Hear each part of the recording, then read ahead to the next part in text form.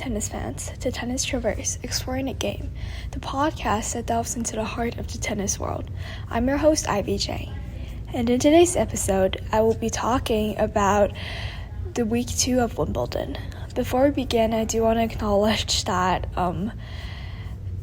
you guys have to put up with this audio quality, and maybe my production level hasn't been the best because I'm actually not in my home and I'm really busy taking a writing camp, so I really don't have time to carefully plan out my episodes, so I don't really want to miss an episode. So if you guys don't want to listen, it's totally fine, but because there's such a big tournament that's going on, I feel like it's really important for me to cover it to the best of my abilities. And the other thing I also want to talk about is that my newsletter also isn't updating because I don't have time to write my newsletter. And the other thing is you guys have to put up with this one more session after this. So you guys have this session and next session, and then when I go back to my home I can record on my microphone, which the quality will be way better. But without further ado, let's just get right into today's episode.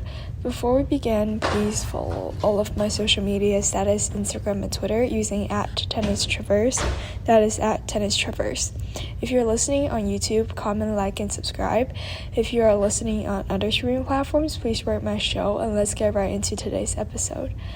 So I want to talk about Andy Murray first. So Andy Murray actually withdrew from, Andy Murray, this is his last Wimbledon, and because he's probably going to retire by the end of this season.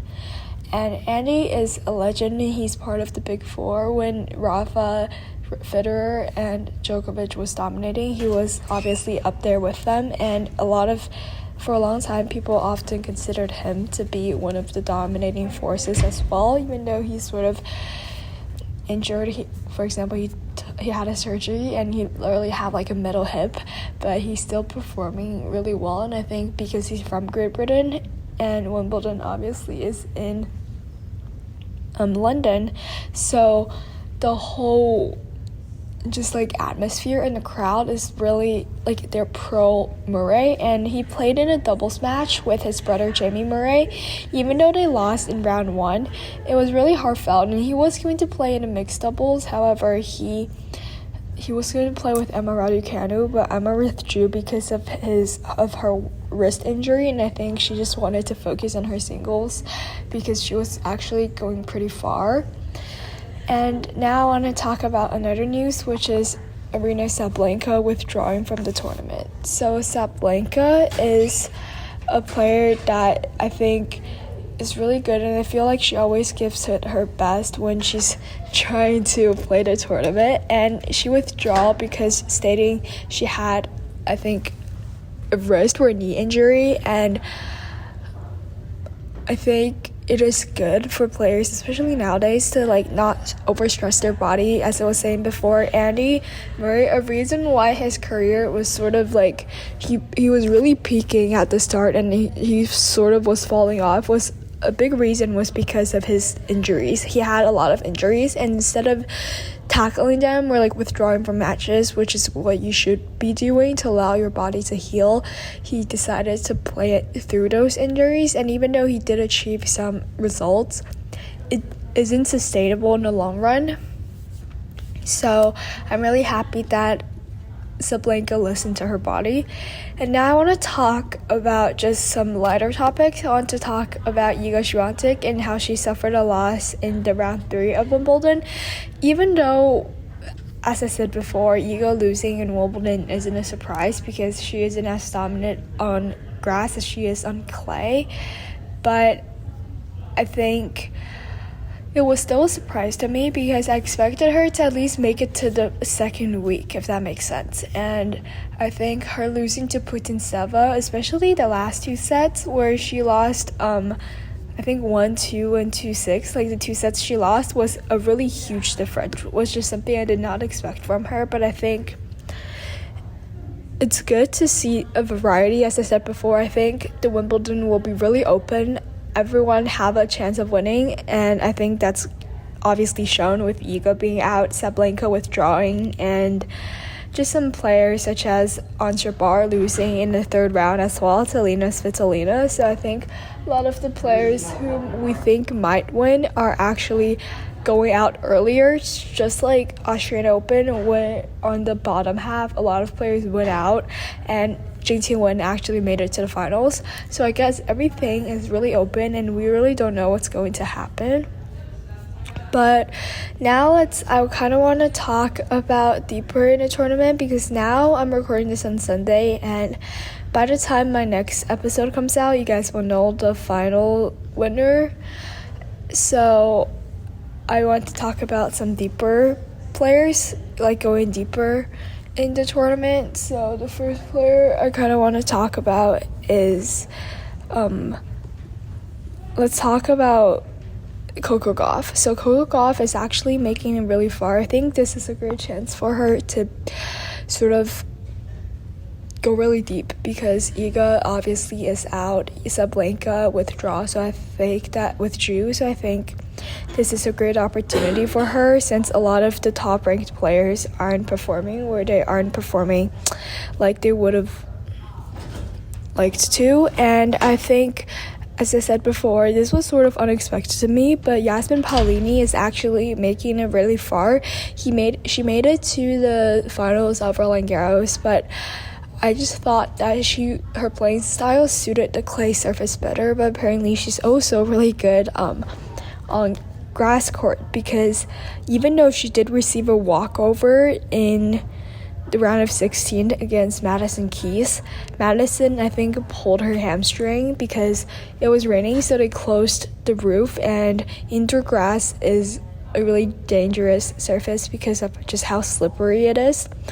So the overall, I think, general theme is that a lot of players who I didn't expect to be really performing really well, we're going really deep, are actually proving me wrong, which is something I really like to see. And Paula Badosa, as I said before, she suffered from an injury, but I think she's slowly trying to pick up herself again, and I think she's doing really well because she really haven't been back for that long. I think she only participated in like 1 or 2 tournaments before her to make it to the round of 16 is really impressive to me. So was Emma Raducanu, who also made it to the round of 16, but she lost to Lulu Sun, who was, I think she actually came from qualifying, so she's sort of an unexpected player, but she beat Emma Raducanu in a deciding set with a score of 6-2. So she's really well. I feel like she's a really good returner because she had 13 breakpoints opportunities,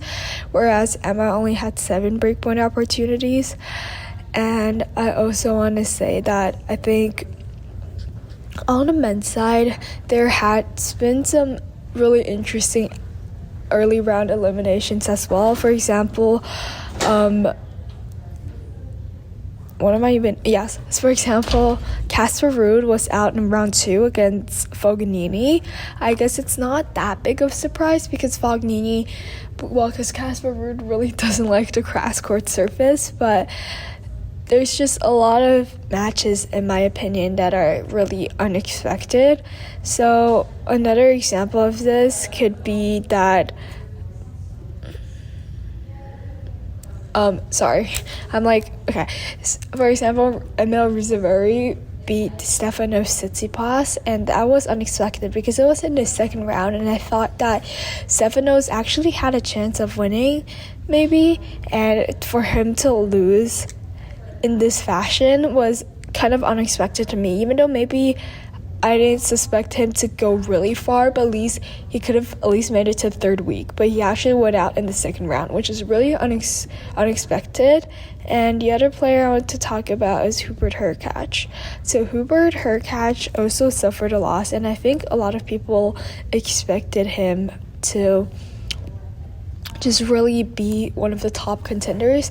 He's in Novak Djokovic's half, and everyone was really looking forward to see him versus Novak Djokovic, but that did not happen, and Hurkacz actually withdrew in his match against Arthur Fields. It was a really good match.